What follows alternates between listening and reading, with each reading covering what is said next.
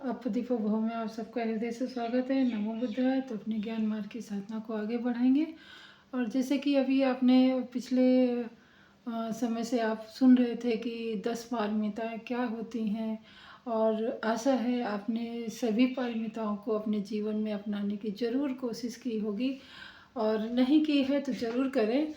और अभी आज जो मुझे अनुभव हुआ है उसी पे हम आज अपना जो भी अनुभव है वो साझा करेंगे। आज मैंने एक और बात जानी कि सत्य क्या है। वैसे तो सत्य की पारमिता होती है, सर्वोपरि है, क्योंकि अगर जीवन में सत्य का समावेश नहीं होगा तो हम किसी भी चीज़ पे उतना अटूट विश्वास नहीं कर पाएंगे और ना ही जान पाएंगे कि क्या सही है क्या गलत। तो सत्य की पारमिता तो होती है, परंतु जो मुझे सत्य का अनुभव हुआ है वो भी मेरा एक अलग अनुभव है। जैसे कि जीवन में अगर हमने सत्यता नहीं अपनाई, और ये जो 10 पारमिता हैं वो सब एक दूसरे से इस तरीके से जुड़ी हुई हैं। जैसे कि आप लोग माला पहनते होंगे, कोई भी मोतियों की माला, तो हर मोती एक अलग होता है।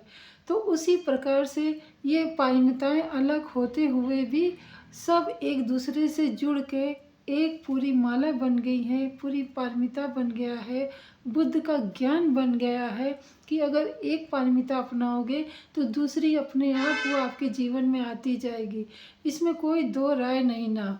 क्यों? क्योंकि अगर आपने उपेक्षा की पारमिता अपनाई तो सत्य तो आना ही आना है, ज्ञान तो आना ही आना है, ध्यान तो आना ही आना है, वीर का सुरक्षित होना ही होना है।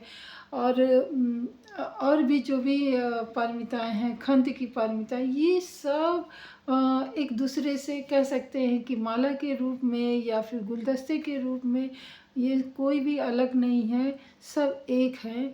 और घूम फिर के जो कहते हैं कि नहीं, बात आ जाती है बुद्ध की बात की, सत्य का अनुसरण करें, सत्य के साथ साथ चलते हुए आप कब इन सब पारमिताओं को अपनाते हुए चले जाएंगे, आपके जीवन में धीरे धीरे इन सब पारमिताओं का समावेश होता जाएगा, आपको खुद भी नहीं ज्ञात होगा। ये बिल्कुल सत्य है कि आप किसी को स्वच्छ हृदय से, साफ हृदय से कितना भी अपना समझ लो या कितना भी आप उसके लिए अच्छे विचार उसके प्रति रखो, परंतु उनको दर्शाना बहुत ज़रूरी है। आप अच्छे हो ये आप जानते हो, सामने वाला नहीं जानता है कि आप कैसे हो, या फिर थोड़ा बहुत जानेगा, बिल्कुल सही रूप में आपको नहीं जान पाएगा।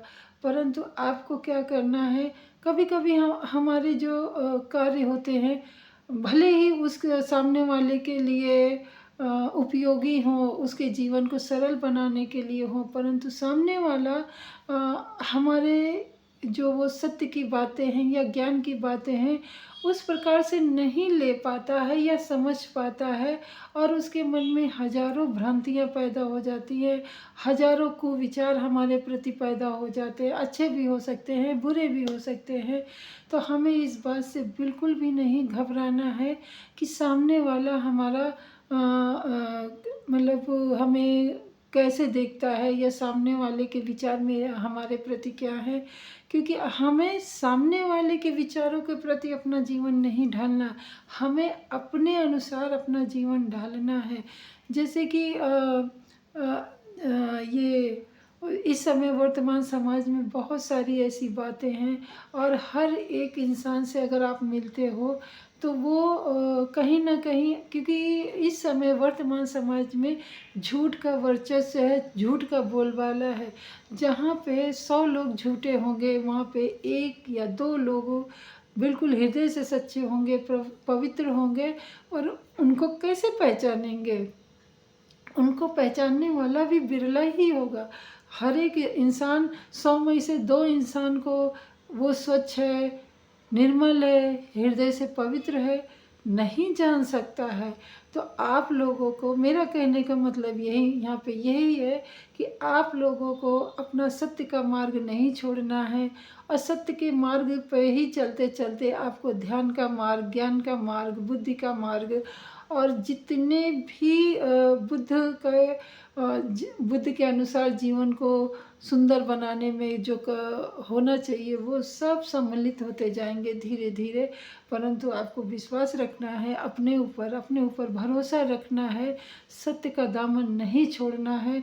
सत्य थोड़ा कड़वा होता है, थोड़ा धीमा होता है, वो लोगों के सामने बहुत जल्दी नहीं आता है। कह सकते हैं कि सत्य शर्मीला होता है, वो जल्दी किसी के सामने खुलता नहीं है, परंतु जब खुलता है तो पूरे लारो लश्कारे के साथ खुलता है, अपनी पूरी चमक के साथ खुलता है। और सत्य का एक ऐसा अस्तित्व है कि कितना भी आप दबा लो, चाहे सदियां बीत जाएं, चाहे युग बीत जाएं, सत्य सत्य ही रहता है। कहने का मतलब है प्रकृति जैसे सत्य है। प्रकृति में जैसे कि स्त्री है, पुरुष है, और हर चीज़ का आप देखेंगे दो रूप है। उसी प्रकार सत्य भी है और असत्य भी है, यानी कि झूठ। तो दोनों का अपना अपना अस्तित्व है। आपको कौन से अस्तित्व के साथ चलना है, निर्णय आपका होगा। तो ये निर्णय मैं आपके ऊपर छोड़ती हूँ। और आयुर्वेदिक की तरफ आप बढ़िए। आयुर्वेदिक में आपके मन को तो स्वस्थ रखेगा है, साथ में शरीर को भी स्वस्थ रखेगा। तो मैं अपनी वाणी को यहीं पे विराम देती हूँ। मिलती हूँ अगले वीडियो में, तब तक के लिए नमो बुद्धाय। मंगल हो आपका भी, हमारा भी, और सृष्टि के समस्त प्राणी जनों का हृदय में हमेशा मंगल ही मंगल रखे।